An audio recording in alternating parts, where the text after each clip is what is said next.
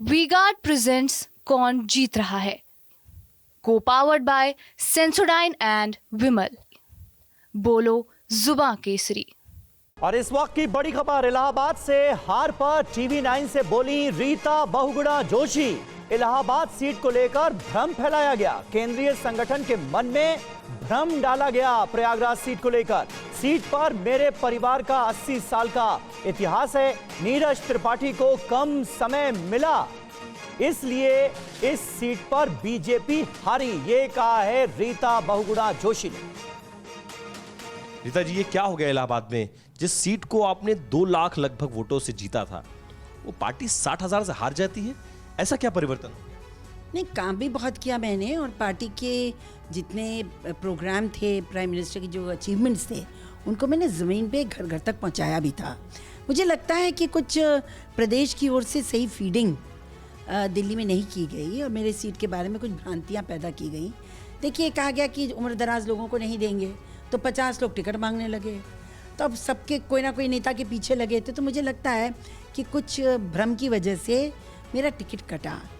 लेकिन आप जानते हैं 80 साल का हमारा इतिहास परिवार का वहाँ पर है, और उसी सीट से मैं, मेरी माँ, मेरे पिताजी सब एमपी लड़ चुके हैं, रह चुके हैं, मैं मेयर रह चुकी हूँ। तो थोड़ा अफसोस तो हुआ, परंतु जिनको टिकट मिला वो बुरे नहीं थे। केसरीनाथ त्रिपाठी जी का प्रयागराज में नहीं, पूरे भारतीय जनता पार्टी में बड़ा इतिहास था। और इस वक्त की बड़ी खबर इलाहाबाद से हार पर टीवी 9 से बोली रीता बहुगुणा जोशी।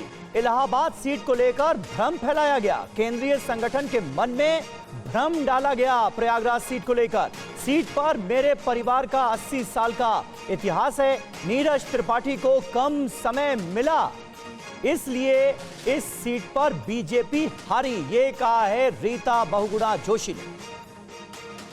रीता जी, ये क्या हो गया इलाहाबाद में? जिस सीट को आपने 2 लाख लगभग वोटों से जीता था, वो पार्टी 60,000 से हार जाती है, ऐसा क्या परिवर्तन? नहीं, काम भी बहुत किया मैंने, और पार्टी के जितने प्रोग्राम थे, प्राइम मिनिस्टर के जो अचीवमेंट्स थे, उनको मैंने ज़मीन पे घर घर तक पहुंचाया भी था।